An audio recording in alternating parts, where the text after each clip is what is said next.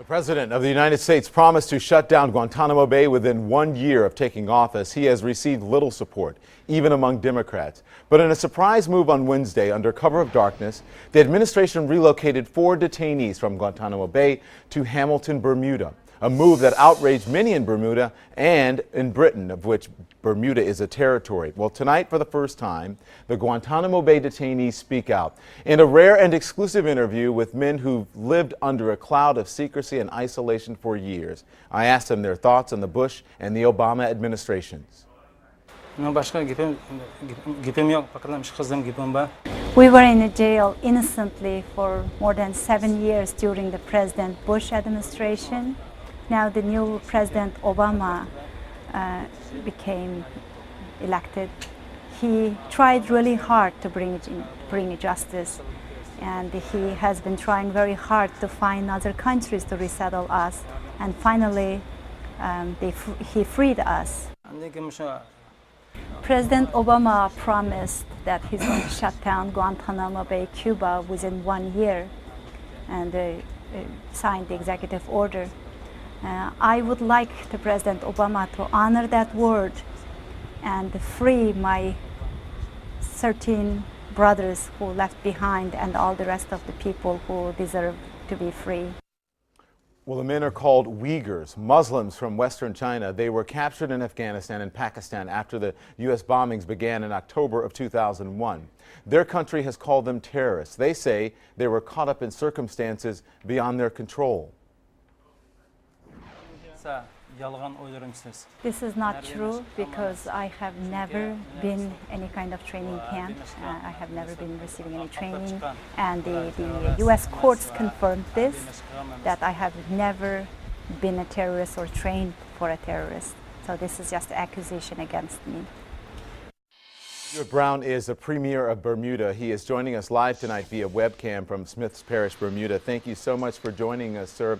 It has been a few days. It has some time to sink in with the people there in Bermuda.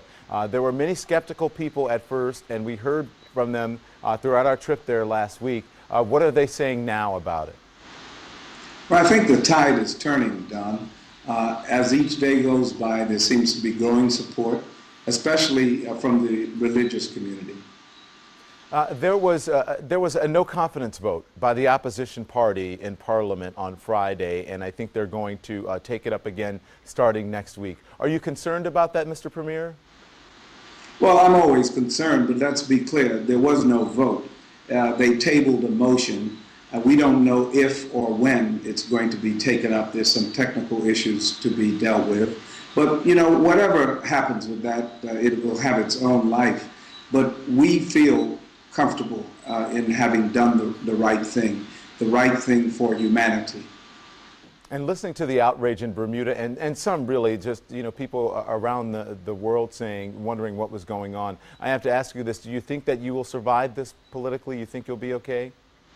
Yes, I think I'll be fine. Okay. The British government has said publicly, and you know that I spoke with you about this, that they're not happy with the way that it was handled. They were contacted late, but they do say that they support you. Most likely it'll end up being a slap on the wrist, but they want to make sure that it doesn't happen again, but they do support you. You said to me that there was tension there, but you believe tension in this relationship is healthy. Why is that? Well, because we are an overseas territory.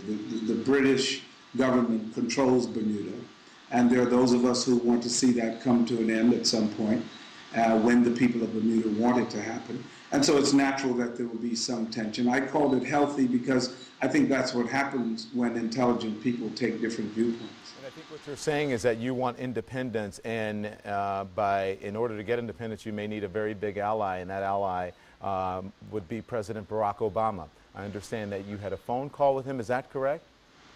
That's correct. The president called and expressed his thanks to me and to the government and people of Bermuda, and I conveyed those thoughts to the people. Okay. Uyghur Brown is a premier of Bermuda, and again, we thank him for joining us with this exclusive interview here tonight. And as we said, the premier has confirmed that there was a vote of no confidence that was tabled, but we're going to be checking that out next week, and I actually may be back in Bermuda to see what goes on. Thank you so much, Mr. Premier. Thank you.